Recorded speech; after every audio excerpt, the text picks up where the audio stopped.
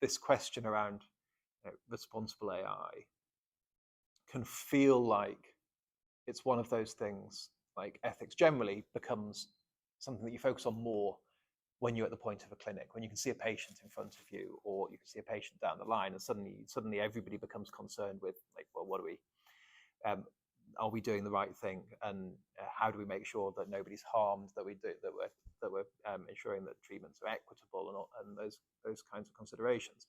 I think there's a very strong argument that explainability is a kind of very core part of ethical AI, because otherwise you end up with the kind of black box model where you're not really able to make effective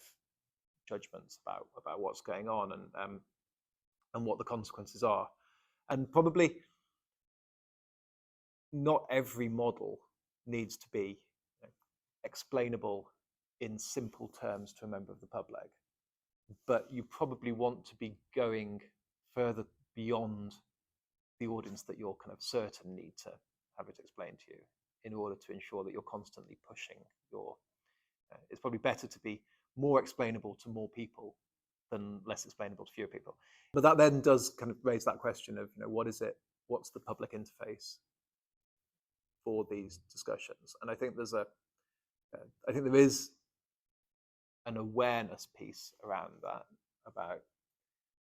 I think it's important that people know what is being